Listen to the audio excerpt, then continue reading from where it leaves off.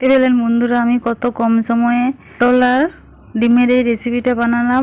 ডিম আর পটলের এই রেসিপি স্বাদ অপূর্ব। আর এই নমস্কার বন্ধুরা, মামনি রান্নাঘরে সবাইকে স্বাগত। আজকে আমি বানাবো ডিম পটলের একটা অন্য ধরনের রেসিপি, আর খেতেও খুব ভালো লাগবে। এই রেসিপিটা যদি একবার বানানো যায় তাহলে মাছ মাংস খাওয়া ছেড়ে দেবে। পটলগুলোকে দেখুন আমি এইভাবে করে কেটেছি, খোসা ছাড়িয়ে নিয়েছি, দু ফালা করে দিয়েছি। আর ডিমগুলোকে আমি সেদ্ধ করে একইভাবে কেটে নিয়েছি।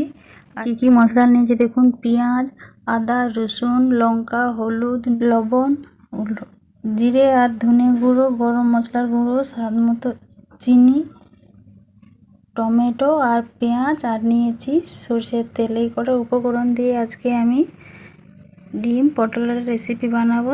তার আগে আমি মশলাগুলো বেটে উনুন ধরিয়ে নেব। এই দেখুন আমি উনুন ধরিয়ে কড়াই বসিয়ে দিয়েছি। এবার দিয়ে দেব তেল। তেল গরম হতে থাক। এদিকে দেখুন ডিমগুলোতে নুন ভালো করে মাখিয়ে নিয়েছি, এগুলোকে আমি ভেজে নেব।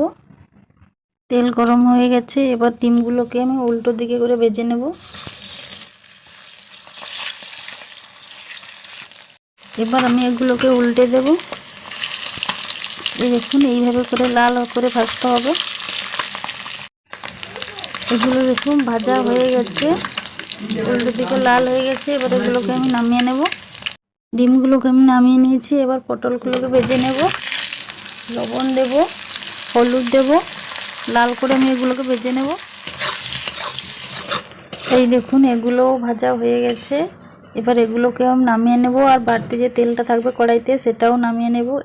এতে রান্না করব না, এতে রান্না করলে কালো কালো হয়ে যাবে রান্নাটা। কড়াই পরিষ্কার করে নিয়েছি। এবার দিয়ে দেবো কড়াইতে তেল। তেল গরম হয়ে গেলে এবার দিয়ে দেবো পেঁয়াজ বাটা, ভালো করে লাল করে ভেজে নেব।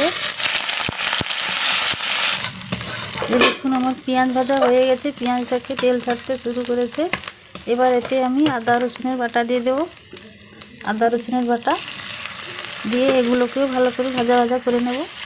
হয়ে গেছে, এবার দিয়ে দেবো আমি টমেটো দিয়ে নেব।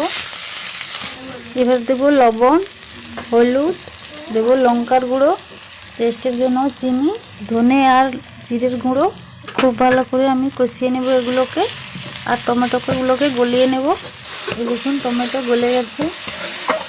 এবার দিয়ে দেবো মশলার জল, দিয়ে মশলাটাকে খুব ভালো করে আমি কষিয়ে নেব। এই দেখুন আমার মশলা কষা হয়ে গেছে, আর মশলা থেকে তেল ছাড়তে শুরু করেছে। এবার আমি দিয়ে দেব ভেজে রাখা পটলগুলো, মশলার সঙ্গে ভালো করে মিশিয়ে নেব। এই রান্নাটা করতে খুব বেশি সময় লাগে না, তাড়াতাড়ি হয়ে যাবে। পটল আর মশলা আমি খুব ভালো করে মিশিয়ে নিয়েছি।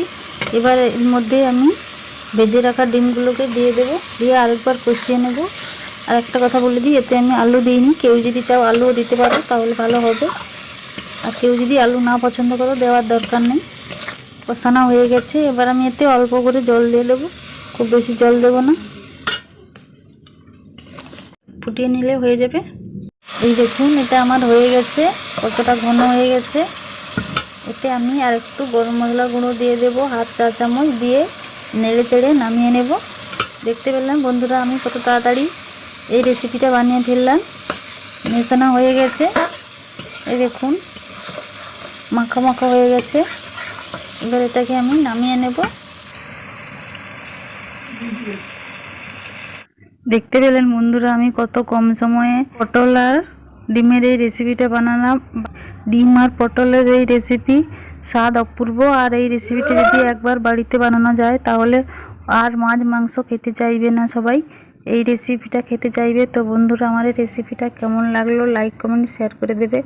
আর ইউটিউব থেকে দেখলে আমার চ্যানেলটাকে সাবস্ক্রাইব করে দেবে। আর ফেসবুক থেকে দেখলে আমার ফেসবুক পেজটাকে ফলো করে দেবেন। তো বন্ধুরা আজকে এই পর্যন্তই, দেখা হচ্ছে পরের ভিডিওতে।